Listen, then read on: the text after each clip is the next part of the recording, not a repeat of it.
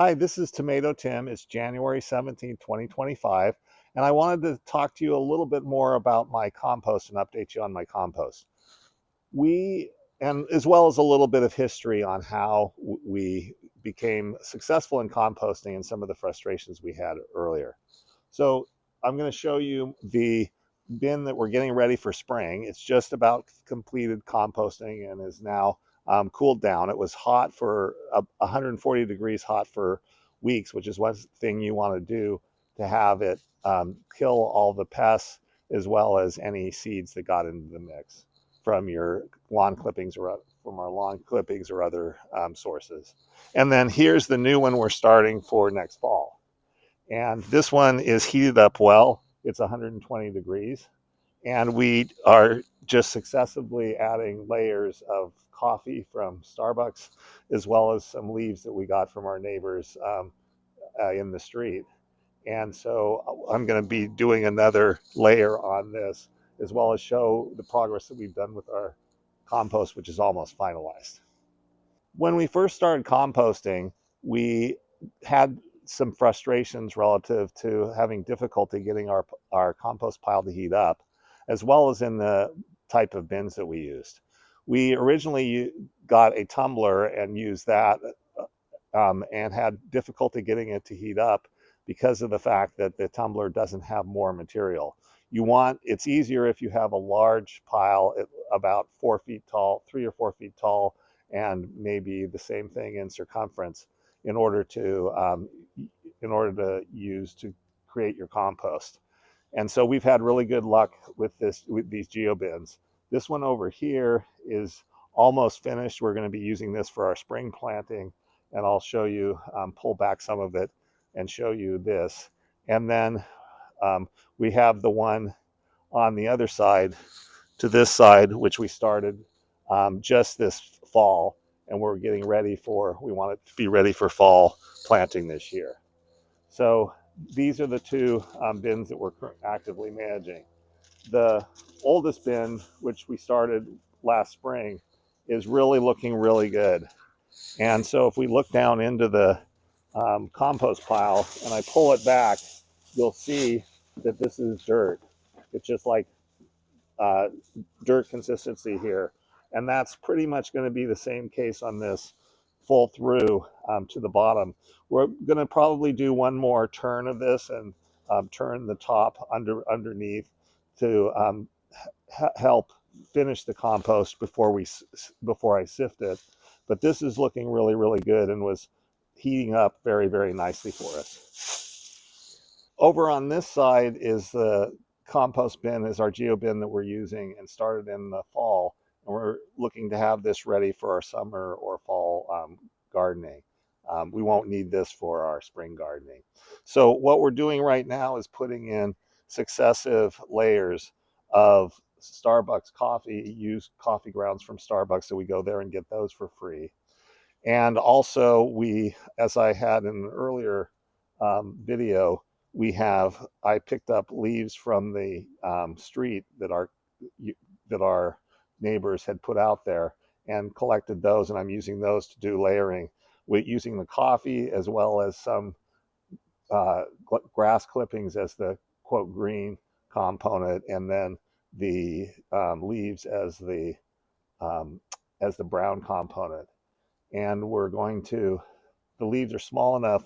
We aren't shredding the leaves. If we had larger leaves, you'd need to shred them.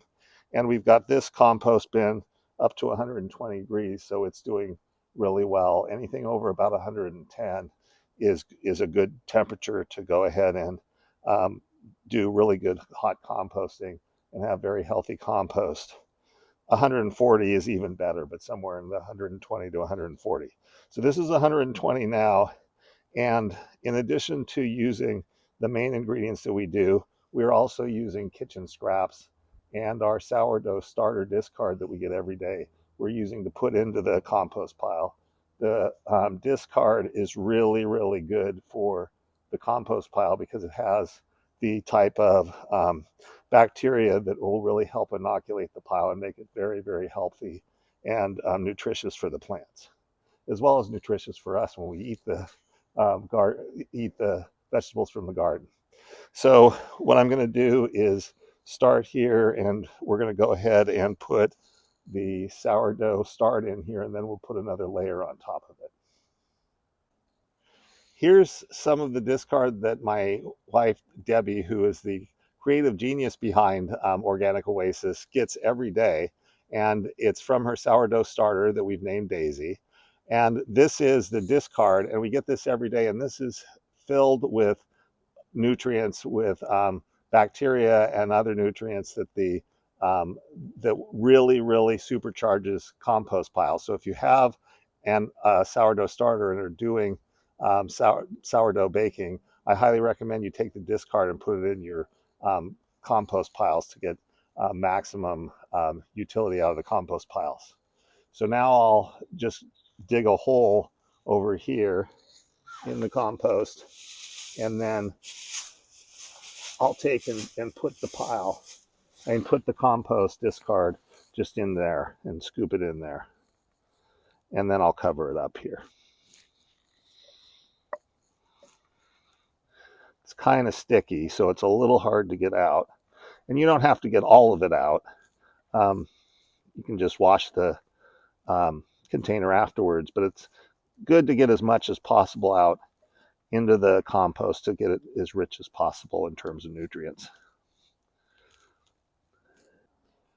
Now I've got the starter or the discard in the pile. I've dug a little hole to put it in there. I just spooned it in there or scraped it in there. Now I'm going to cover that a little bit. And if I wasn't ready to make a new layer, that's where I'd stop. But I'm going to go ahead and show how I make a new layer using coffee and leaves to keep growing this pile so it's ready for us by summertime, which is our target. Here's a bag of used coffee grounds I got from Starbucks that they're happy to give to us for free. Most coffee shops we found are happy to give it away to us. So this is what we use for the green, or if we have grass clippings, green grass clippings, we also use that. So I'm just going to take this. This is about a 5-pound bag of used coffee grounds, and I'm just going to pour it in and kind of sprinkle it across the compost pile. You don't have to be that careful to spread it evenly, as long as you just spread it like this, roughly evenly across the compost pile. And then you can take your gloves and spread it out a little further to get it good and mixed up across the compost pile. And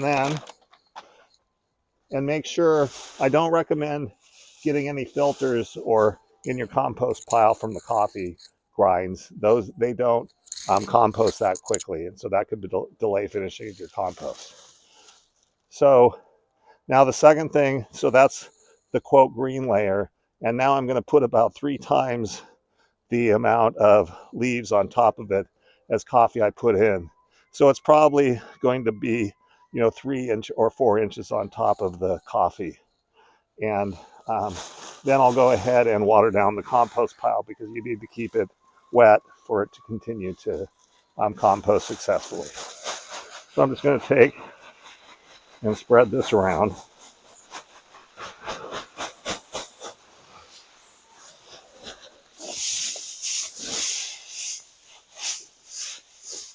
And then just roughly spread it around with my hands. And now I'll go get some water. So I've now added about 3 or 4 inches worth of leaves, of relatively small dry leaves on top of the compost pile. And now I'm going to go ahead and soak the compost pile with water. And you want it about the consistency of a wet sponge. If you pick this up and wring it out, you don't want it to be too wet, or you don't want it to be too dry. But actually, with these large geobins, they're very forgiving, and we've had really no problems just by doing this method of growing the compost pile, heating it up, and producing really rich, really good compost. So a lot of people are nervous about it. There's a lot of interesting science videos about it that we and my wife Debbie, myself and my wife Debbie have looked at and reviewed. But we found it's almost the case that the less you worry about it and you just do it, the more successful you'll be in composting. I know it sounds weird, but that's definitely our experience. In addition to using this geobin, which is what we ended up kind of focusing on and that we've had the best luck with, we also had these tried these sacks, which are these are the large smart pot sacks for composting specifically, but they're a little smaller than we'd prefer. Um, the geobin's a little bigger, and so we've had a little more success with the geobin, but these did pretty well as well. I would not, based on my experience, recommend any of this tumbler for using to create compost. The compost piles worked a lot better for us. Thanks for watching. Okay, so the outside temperature, it's in the high 40s right now. But now if I put this in the smart pot, I mean, not in the smart pot, in the geobin, if I put this in the geobin, this will go ahead and heat up. So it'll be should be up to back up to the 120-degree mark. Hopefully even, it'll go even a little higher. So hopefully this compost will be ready for us by summer. We're feeling pretty good about that at this point. And we've got good compost, good, strong, healthy compost for our spring planting over in the other geobin. So as you can see from the temperature, from the thermometer that we have, or that we're using for our composting, this compost pile is made still up about 120 degrees, which is what it was before we put the layer on it. We're hoping that this stays between 120 and 140 degrees between now and summer, so that we have good, healthy compost for Debbie and I to produce really healthy garden vegetables for us to eat for the rest of the year. We're enjoying the canning that she's done now and the fruits of our labor in our garden, and so we're really getting excited about spring. And we'll be talking to you about how we're picking seeds and we're preparing bags and doing all other kinds of things, getting ready for um, the spring planting, which really starts for us in January, is when we'll first plant our initial seeds as starts. And so we're getting really excited. Thanks for watching.